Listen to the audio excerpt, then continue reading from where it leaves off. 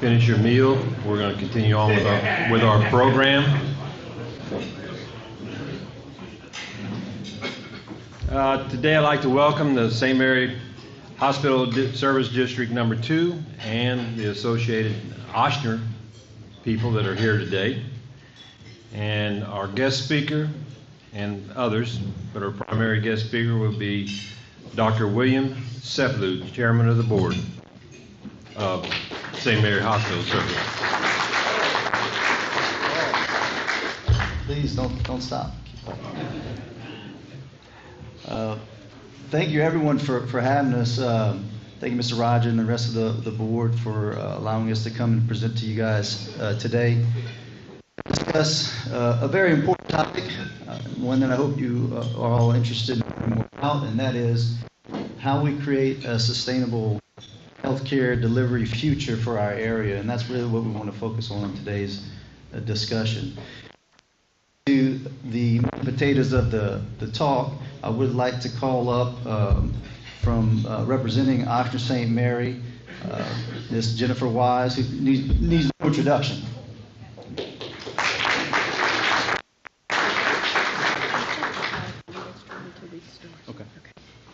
All right, good afternoon. Thank you again. Thank you, Dr. Cefalu. As he said, my name is Jennifer Wise. I'm the Chief Nursing Officer and Administrator at Ochsner St. Mary. With me today, representing Ochsner, are Furnace LeBlanc, Bayou CEO, and Mr. Matthew Block, Chief Administrative Officer for Ochsner. So I'm here and I'm proud to represent my hometown hospital. I'm proud to represent Ochsner and the partner of 2019. Closely with the Hospital Service District on the needs that Dr. Cefalu will share here shortly, and we've come together on a cooperative endeavor agreement that ensures the community investments, if passed, will be spent as intended. I feel it necessary to mention that one of your board members indicated that the AIC is not political. So I want to respect that, and in doing so, I took a look at the mission. While I'm sure you all have it committed to memory, I'm going to read it. It is the promotion of economic development within the St. Mary Parish area and advancement of those things which make for the civic betterment of all living in and around St. Mary Parish. So I think that the future of healthcare within this community and maintaining the facility at 1125 Marguerite Street, Morgan City, fits squarely within that mission. The team at Ochsner St. Mary is committed to always providing a great patient experience and always focused on quality and patient safety.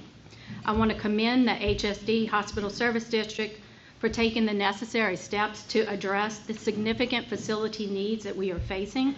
Dr. Cefalu is going to discuss those needs and how the proposed millage will be used. The team from Ochsner is happy to answer any questions at the end of the presentation. Thank you again to the AIC for hosting this, and I'll turn it back over to Dr. Cefalu.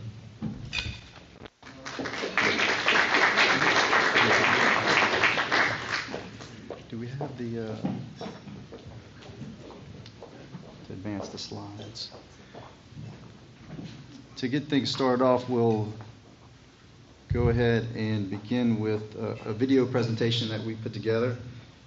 No matter what you think, just tell me you loved it at the end of the presentation, because we worked pretty hard on it. Let's see if this loads up, Miss Bobby.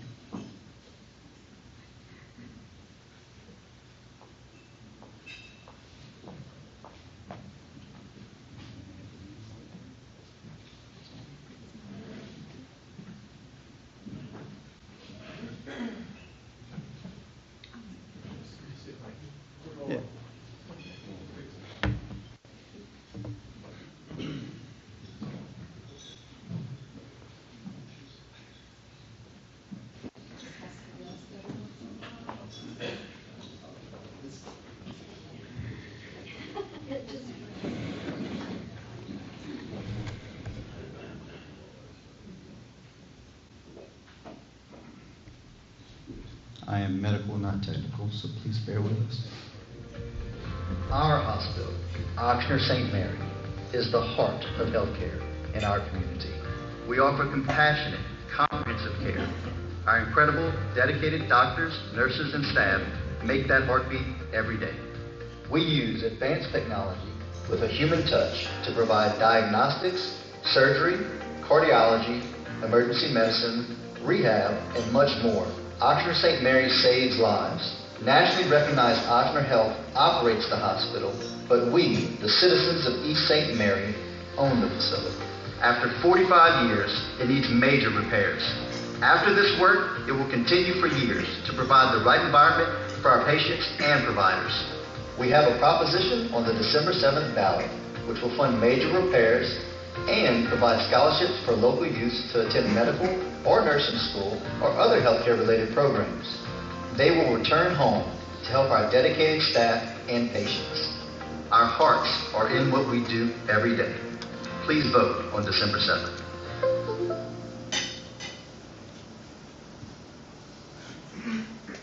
All right, just jumping right into it here, just to give you guys a little historical aspect of the hospital, which I've always been very interested in. Our hospital, the original Lakewood Hospital opened in 1955 with only 50 beds at the time. In the 60s, we increased capacity to 96 beds to meet the growing demand and an improving economy at the time. And in 1981, the current facility that we see today was built with approximately 168 beds.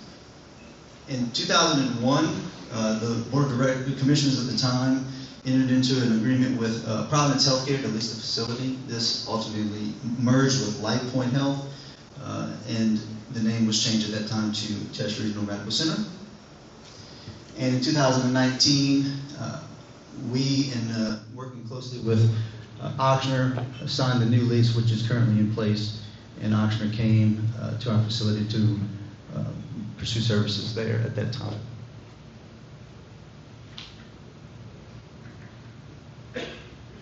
So about Ochsner, Ochsner is phenomenal. They are a leading healthcare provider in the Gulf South. They have a multitude of clinical resources that we've been very fortunate to utilize, especially early on during the pandemic. I can speak to that firsthand, having them at our side both through supply chain issues and the ability to discuss with infectious disease experts, et cetera, and develop protocols was extremely beneficial to all of our residents and saved many more lives. They have 46 hospitals and 370 health and urgent care centers throughout the area, and they bring a quality focus. That's one thing that from day one I can certainly attest to. They focus on quality care delivered to patients, and that is their primary goal. Does our community need Ochsner St. Mary? Well, by looking at this chart, I hope you can see that that's a resounding yes. Just outpatient procedures are eclipsing 46,000, and we have over almost 25,000 emergency room visits a year. Clinic visits around 10,000, and hospital inpatient discharges, where I do most of my work, is around 6,500.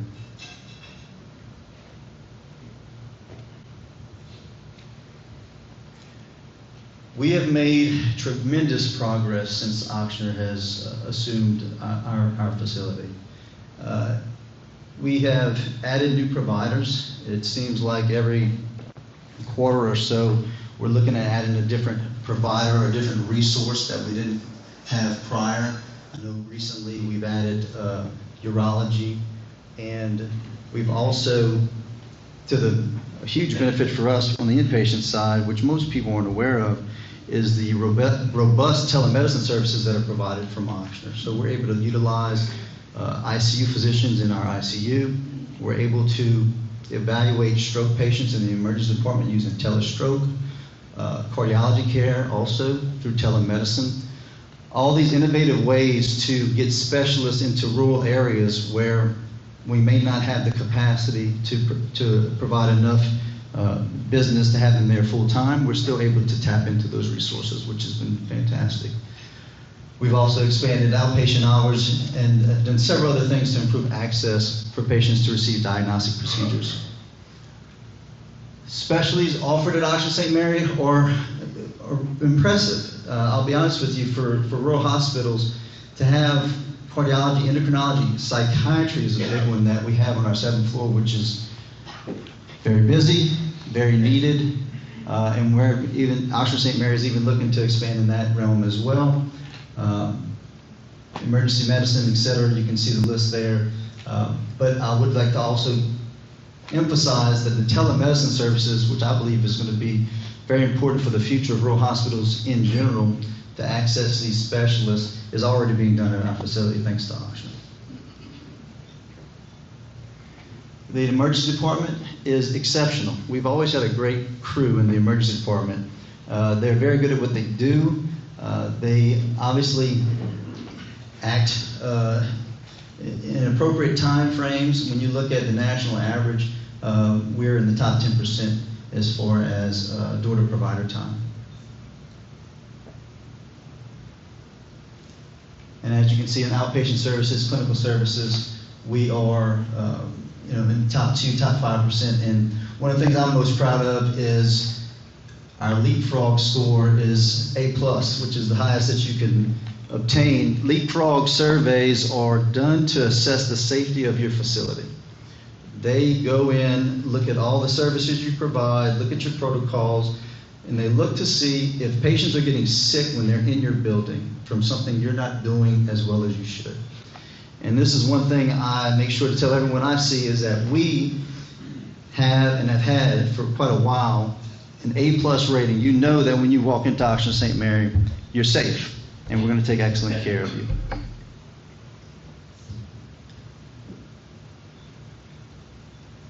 Where are we at, Ms. Bobby?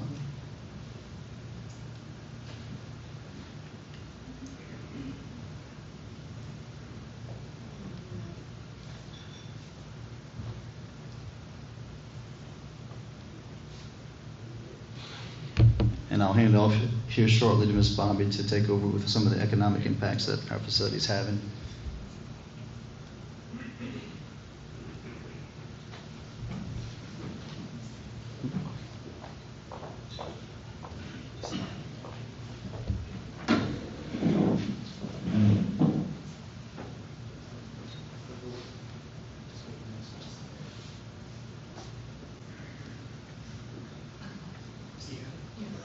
I want to talk to particularly this group about the economic impact of this hospital. We work with a lot of hospitals in the Gulf South, and I can tell you that they are the heart of their community when you look at economics.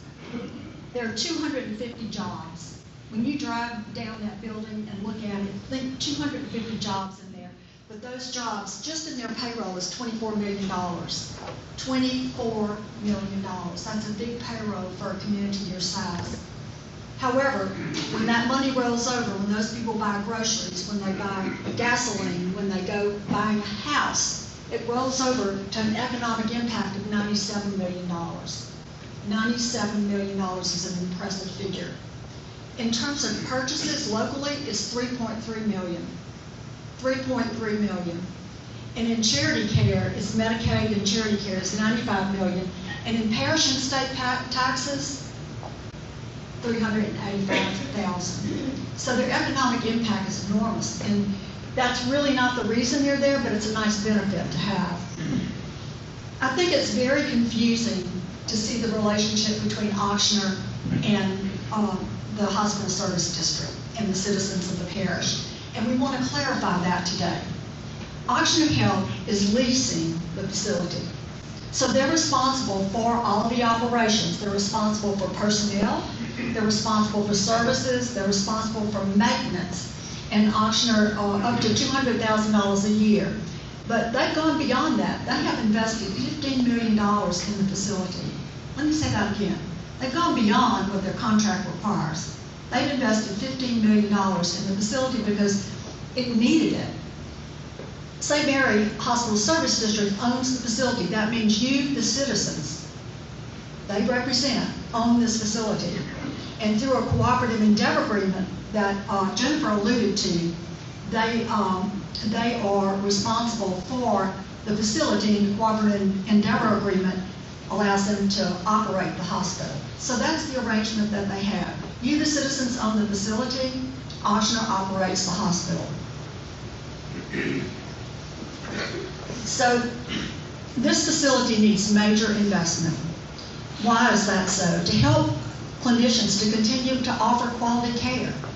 We need to have a good environment in which they should work, to keep clinicians and patients safe and healthy, keep that leapfrog rating up for safety, and to attract and recruit more physicians. Physicians that come out of training, they want a modern, advanced facility. They want to see a nice facility to come and practice. So to attract them, we need to have that facility. We need to have a picture.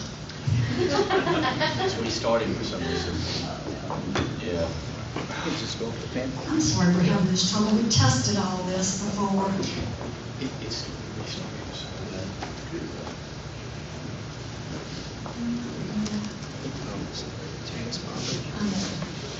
We're gonna work from your handout because there's something going on. There's a little devil in the machine today.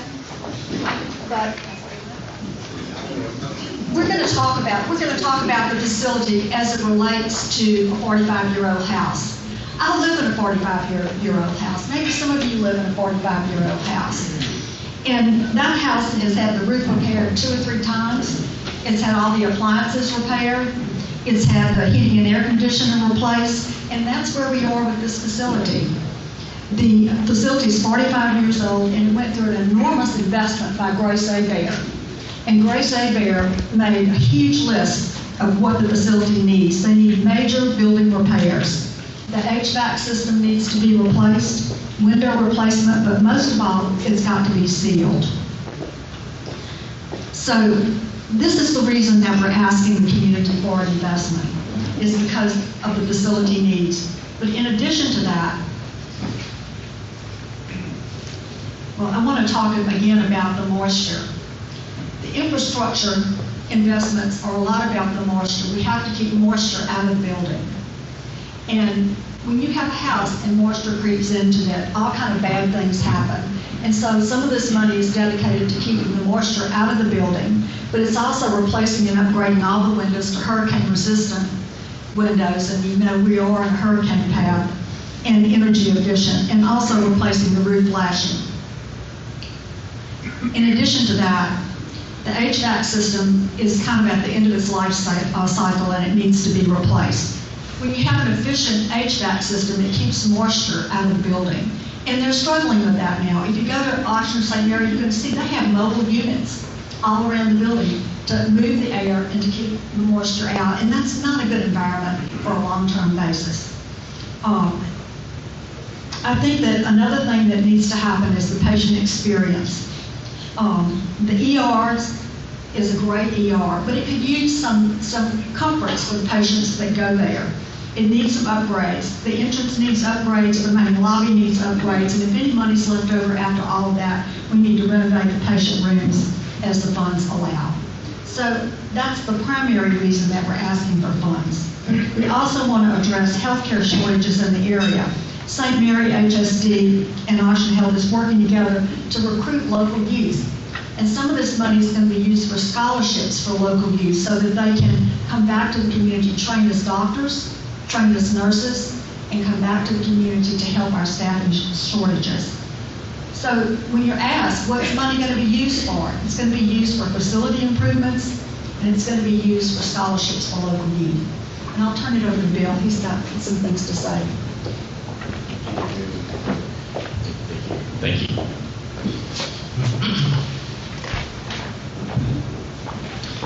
So the HSD, recognizing that it has a responsibility to maintain, preserve, and take care of the facility, looked back historically at what the hospital service district did in the past. Previously, we had a 9 mil tax.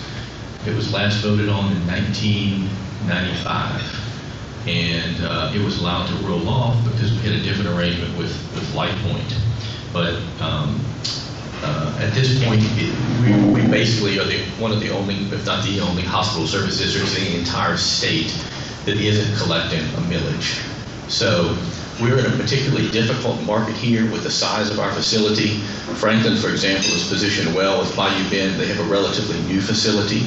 They have critical access designation. They're limited in size to 25 beds, but their reimbursement is insured basically, and they're in the Rural Hospital Coalition, and they have a millage. So they're well positioned here. We're in sort of the middle market. It's really tough to operate in because we don't have critical access designation. We also have really an older facility. I mean, it took me, when I moved back to town, those of you that know me grew up here, I recall hearing the pilings being driven for this hospital. They drove a lot of piles.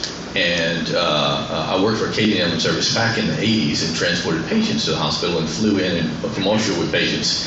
And I've thought of this as the new hospital, just like I thought of the new post office on Victor 2. It took me a while to wrap my head around the fact our hospital is not really new anymore, and it has a lot of serious needs. So the hospital service district geographically extends from Amelia, from Bayou Buff, all the way to Calumet. And that is hospital service number 2 from Calumet to the western edge of the parish is hospital service district number 1. We will have on the December 7th ballot a 9-mil proposition. It's anticipated to generate $3.4 million per year for a 10-year term. We're asked often, what's the average cost? Well, the average, we're told, the average property value in the parish is $125,000, and that would equate to $45 per homeowner. If you go up to 150, it's $67.50. Up to 200, it's $112. And sorry, we don't have the PowerPoint up to show you that, but we're happy to answer any questions about it. So we've talked about this before. Why a community investment? It's just become necessary. I mean, in this day and age, we've got to supplement. We've got to support our local facility. We've got to have some skin in the game. We need to attract more physicians. It's difficult to recruit physicians to smaller towns. The doctors coming out of med school today want to go to the larger cities where they have more shopping. The wives want to be in the larger cities. They want to be in a bigger group. So we have to be aggressive when we recruit here, and we have to look at things like recruitment bonuses and that sort of thing to cause people to come down here. It'd probably also help if we could line up some fishing trips and hunting trips for those people when they come down and end up being recruited. But we want to maintain the services that we have. We don't want to lose any more services. We want to basically offer as much as we commercially reasonably can offer to the community. And we want the facility to be preserved. We have a very nice facility. The bones are strong, but it's got to be preserved and maintained. You may have heard several years ago when Tiger Stadium had to get preserved because it was facing moisture issues, and basically we have the same thing here. We've got to be prudent. We've got to maintain it. And we really want to offer scholarships. In the legislature has a statutory scheme specifically for hospital service districts whereby we legally offer medical and nursing scholarships to local youth. So we believe that we would like to have more people like Dr. Cefalu in town. We have, your children, grandchildren be afforded scholarships to go to nursing school, to go to medical school, to go to other allied health programs and come back and remain in the community and serve the community, and that is really a positive thing. We want to keep the facilities fully staffed and have our local talent pool. And as Jennifer mentioned earlier, we have a cooperative endeavor agreement in place already. It's already signed. And basically it says that the tax proceeds would come in. They would go directly to the hospital service district. The hospital service district meets with Ochsner and discusses the needs of the facility, be it equipment, be it repairs and maintenance, or that sort of thing. And before any money is transferred to Ochsner, there would be a written agreement on that, and the funds would be dedicated to go to what's mutually agreed upon. We may also be in a situation to handle repairs ourselves. So we have to follow the bid laws as a governmental entity and take care of the repairs ourselves, or we could direct the money, whichever makes more economic sense at the time, to auctioneer via this cooperative endeavor agreement to get it handled that way. And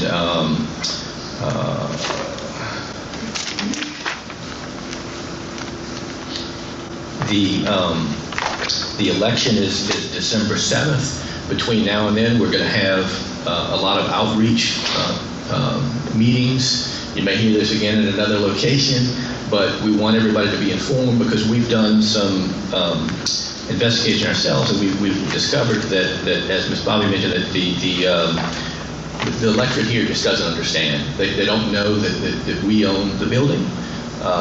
And I think that once they're told that we own the building, I think once people generally understand that and understand that we have to take care of the building and we want to have those scholarships for our youth here, that we believe people are going to be overwhelming for this.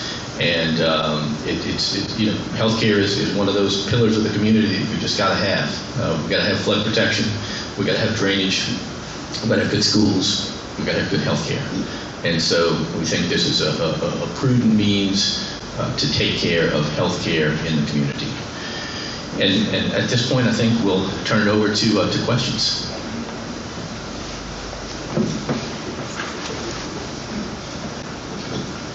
Yes, sir.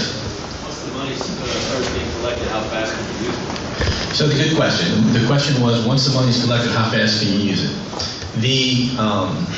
The ballot is December 7th, so we will not go on the tax roll until next year. So the money won't actually start flowing in until 2025, but we can bond that money. So once the election happens, if we need to, and probably will, need to proceed expeditiously with some repairs, then we can go and borrow and plan to pay back that borrowing once the tax money comes in.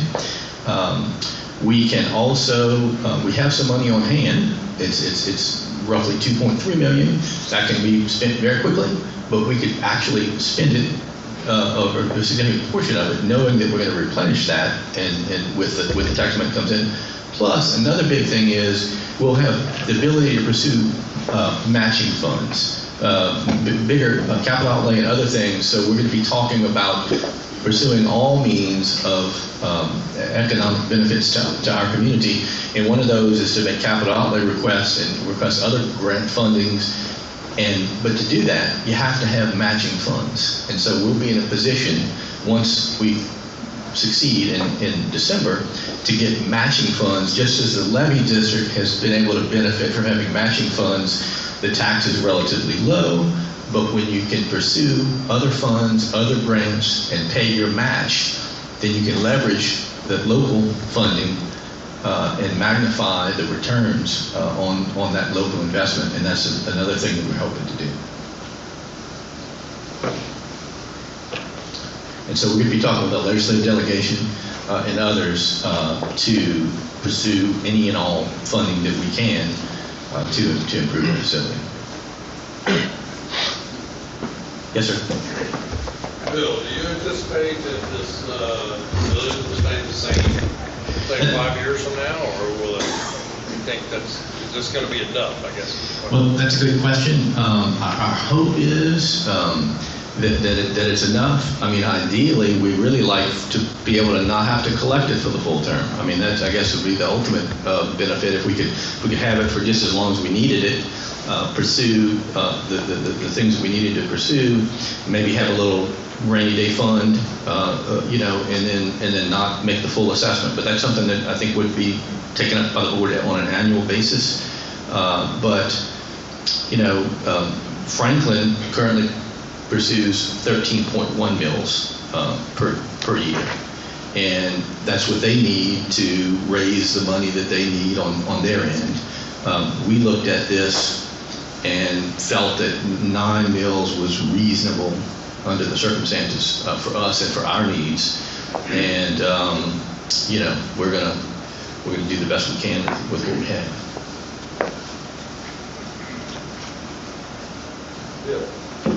Yes. Yeah, I understand correctly that maintenance millage was taken off 20 years ago, so the hospital operates without a maintenance millage? Yes, sir. So back in 1995 was the last time that the HSD was actually running the hospital. So back in 1995, the board ran the hospital. They hired the administrator and was over the facility and ran it. And they had a maintenance millage that was most recently passed in 1995 for the 9 mills. Once LifePoint took over, as part of that arrangement that they had back then, which was probably the peak time to sell a hospital, so to speak, they, in that particular arrangement, took over maintenance completely. So the HSD decided they didn't really have a need for the maintenance anymore, millage anymore, so they just let it roll off. So they didn't pursue it. In 2005, they stopped collecting it, I believe, in the early 2000s. So they haven't had it. But again, we believe we're probably the only hospital service district in the state that has a hospital that's running in any capacity that doesn't have a millage. One of my other clients in North Louisiana is a hospital service district that runs the hospital. They couldn't do it without their millage. I have another client farther north in Louisiana. It exists, that HSD exists really just to collect the tax and transfer it to a nonprofit so that they can survive and run the hospital. And it's critical access, just like Franklin. Well, I would suggest that most people don't realize that this place doesn't have a maintenance tax. Most of us put aside money on our houses. I think whatever you stress, I believe that really needs to be stressed, that tax is allowed to expire and that it's theoretically not really a new tax and that it was something that they paid all the years they had the hospital that they were running it. Yes, sir. And the HSD is being very prudent. This is they've engaged in strategic planning. They have we've hired engineers and architects to come in and do annual assessments of the facility. So this isn't something we just think we need. I mean, we have got engineers and architects that specialize in hospitals, and they've come and done top to bottom examination inspections. It's like you get a marine inspection of your vessel. This isn't not a bareboat charter. We own the thing. We take care of it. We've had engineers and architects come do an evaluation, and we know exactly what our current needs are and what our anticipated future needs are. So we want to be thoughtful and be prepared as we move forward to do those things that are necessary to take care of urgent needs and anticipated future needs also. Yes, sir. I was going to hit on some of that I wouldn't sell it as a short-term fix. I would a building like that, I don't care what building it is, it's a nightmare, and you have to keep it up every year. You might skip a year or two, but it's going to bite you sooner or later. So if you're going to pass a millage, it needs to be for the future and keep the hospital going, in other words. And with your matching funds and your bonds and all that. It's all how you approach this. You got to sell it. You got to. I'm sure y'all done y'all's homework. We didn't pass one last time, right? But we dropped it. We dropped it. Yeah, it was not. We didn't go forward. Yeah, everything's time right. Everything. Yes. So, yeah, we have an influx of people now, more people. I think that's an excellent point. I mean, you got to take care of your home. We've got annual needs, and we have serious needs for this facility, which isn't new anymore. But it can be maintained. It can easily be maintained. It needs to be maintained. I think with this tax millage, and working in partnership with Oshner, that we're going to take good care of it, and it'll be around for future generations. And it served us well during IDA. Yes, Bill. Are there any services that at the hospital when Oshner took over that they're no longer offering, or? There are. So for the most part, I think we've had some improvement in services. We've got wound care, for example, that we didn't have before, but labor and delivery is a service that's not being offered. They do maternal care. Oshner can speak more to this. They do deliveries elsewhere, but the actual labor and delivery services are not offered here. Will this tax allow that to be operated? There are not current plans to address that, but I mean, I guess, anything is possible in the future. But if, we take care of the building, we have all our needs met, and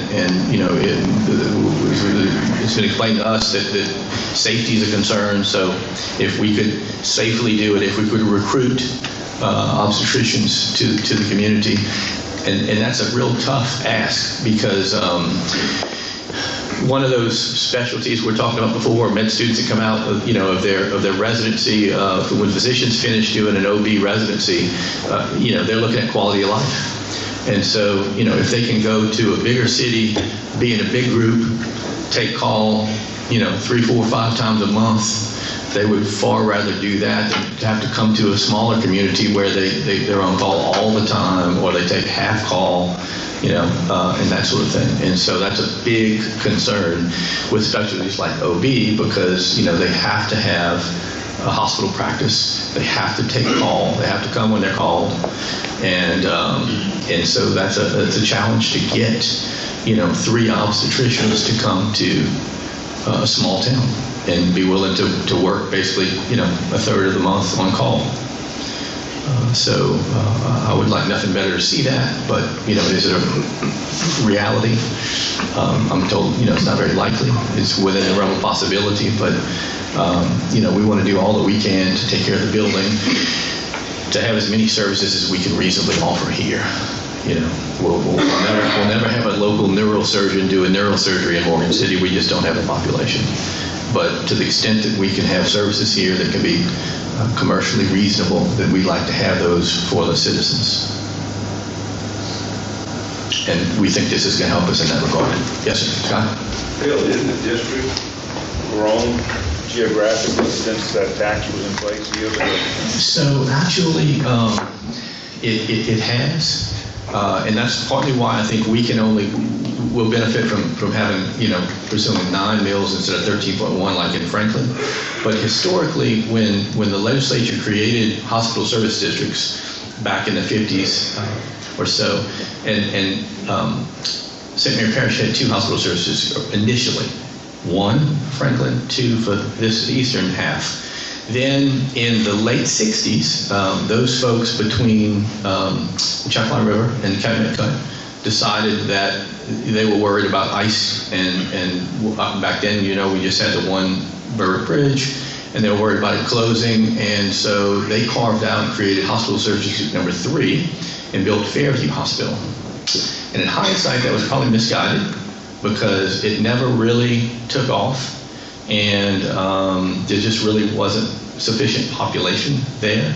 So that money would have probably been better spent, put into the hospital here.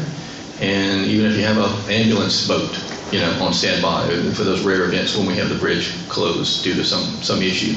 But Fairview limped along, it closed, the parish took over the building. It's now being operated as Fairview Treatment Center, being run by Odyssey House. And they have a lease and an option to purchase, and I think the parish would like to see that building, transfer hands. But back in 2019 or 2000, once all of this situation unfolded, once Ochsner came in, once we realized that we would have likely a need for this tax and maintenance for the facility, we got the parish via ordinance to return hospital service number 2's geographical boundaries to their original lines. So we once again now have the 2 hospital service districts as they were originally. And that's partly why we only need the 9 mills instead of something more. Yes, sir. Are there potentially other services that Ochsner offers now that would be on the chopping block? Jennifer, you want to address any of this? There's no plans to review. We love, like Bill talked about, recruitment is an issue. We'd love to find an orthopedic surgeon back to Morgan City. There's several things that we're looking for. We were fortunate enough to have a urologist who's coming 1 day a week. Love to be able to, to extend one of those services. But no further reduction. Yes, sir. You talk about the moisture concern, 45-year-old building. Are there any other major items or tasks that, y'all have identified as problems that need to be addressed first, or? So this is not something that we're going to go into in great detail, but I'll just share with you that, we get this very comprehensive annual report, and in it we've got a listing of those things that are critical, that are basically urgent. Then we got things that are less critical, and then those things that we anticipate we're going to have to do within 5 years or so. And so we have a significant list, and again, we're thinking thoughtfully through this that we can address the list with Ochsner with this particular tax. Yes, sir. So, without a doubt, Ochsner's an asset to the community. Yes, sir. So, how long is the agreement between the hospital district and Ochsner? The agreement started in October of 2019. It's a 10-year agreement with 2 5-year renewals options. And It's important. yes, it's very important. And we believe that if we, maintain a good working partnership, then they will have no reason to depart, and we'll have no reason to change anything other than just to move forward cooperatively. I've said this privately, I've said publicly, Ochsner has done way more than they were obligated to do under the lease with respect to maintenance and repairs. They came in, they immediately put in like $7 million in computers and hardware and software, brought in this Epic system where local physicians can tie in. It's been a tremendous benefit to have this electronic medical record system that's system-wide, and really it's the Cadillac of electronic medical record systems throughout the country and really the world. And when the pandemic hit, we worked cooperatively. The HSD funded some ventilators. We were hearing from New York and Italy that ventilators were in short supply, so we went out and we said, what can we do to help? And we funded the addition of some ventilators and respiratory equipment, so we would be fully equipped here to help. The federal government commandeered our order. And so we were fortunate to have Ochsner because they were able to rotate their ventilators around to the facilities that needed them most during the pandemic. They were able to help with PPE. We were really fortunate to have them here during the pandemic as opposed to the prior operator, because we were sort of an outpost here. They really had no connection nearby, and so we would not have benefited from the close connection to all of the other Ochsner facilities nearby. Yes, sir. My chart is an asset. Yes, sir. It truly is. Right. It truly is. And it's absolutely priceless. And if people aren't using it, I encourage you to use it. It's priceless. Of course, your doctor has to help you. Yes, sir. What happens if the millage doesn't pass? Good question. If the millage doesn't pass, then we're going to, kind of like the Roadrunner, have to go back to the drawing board. I think, this is just something that's critically important. And if it doesn't pass, we're gonna have an operator, complaining that, they're basically leasing a facility that's not up to Ochsner standards. And I think that, that's a problem. And I think that the state government and the federal government wants to help people that want to help themselves. And if we as a community don't step up and help ourselves, then it's hard to go ask other people to help us. Yes, sir. Some money's been allocated, I'm sure they have been, but this is a campaign, and it's like you either got to be hungry or you're not, okay? You can't be dormant or whatever and expect somebody's going to vote for you. You got to get out there and get it. So are there monies that have been allocated for this? Yes, sir. I see the brochures and the move. Yes, we have. But you got to reach, I guess, the phone is the best way, right? We know that this is a tall order. We've had surveys done, we've had focus groups.